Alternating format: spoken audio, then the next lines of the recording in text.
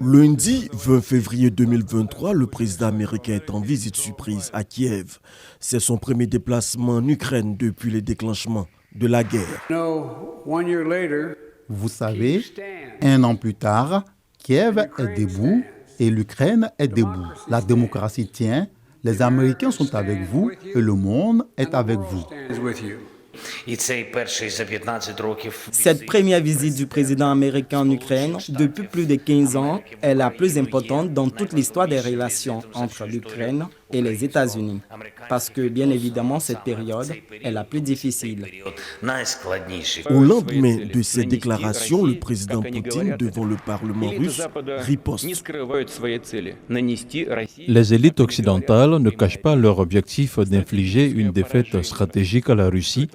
Cela signifie en finir avec nous une bonne fois pour toutes, c'est-à-dire qu'ils ont l'intention de transformer un conflit local en une confrontation globale.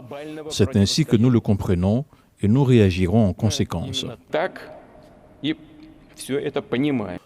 Un an que la guerre s'enlise en Ukraine, c'est le 24 février 2022 que les premiers obus s'abattent sur le pays.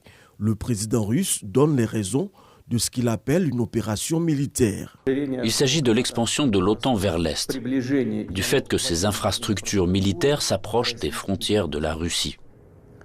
La machine de guerre est en marche. Et, je le répète, elle s'approche très près de nos frontières. Le président français Emmanuel Macron réagit aussitôt. Cette guerre n'est pas un conflit entre l'OTAN et l'Occident d'une part et la Russie d'autre part, comme certains peuvent l'écrire. Il n'y a pas de troupes ni de bases de l'OTAN en Ukraine. Ce sont des mensonges. La Russie n'est pas agressée, elle est l'agresseur. Malgré les condamnations de la communauté internationale, la Russie continue son offensive. Le message de l'Assemblée générale est fort et clair. Mettez fin aux hostilités en Ukraine maintenant.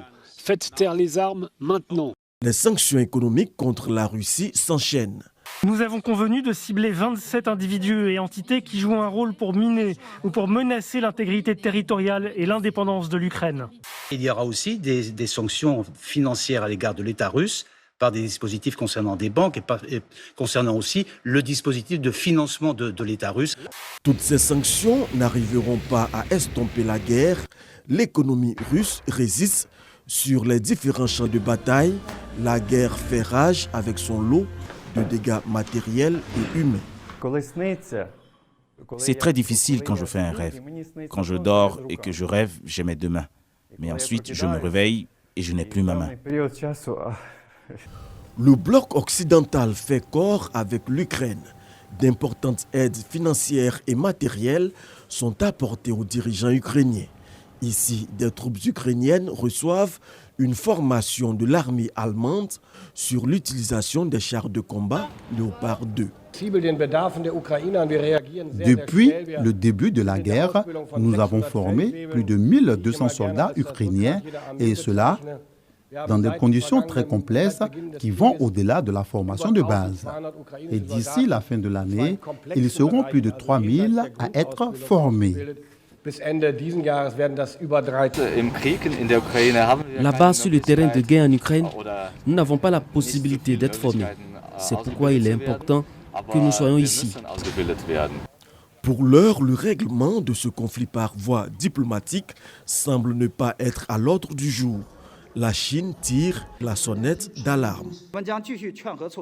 Nous continuerons à promouvoir le dialogue de paix, à offrir la sagesse chinoise pour le règlement politique de la crise ukrainienne et travailler avec la communauté internationale pour promouvoir le dialogue et la consultation, répondre aux inquiétudes de toutes les parties et chercher la sécurité commune.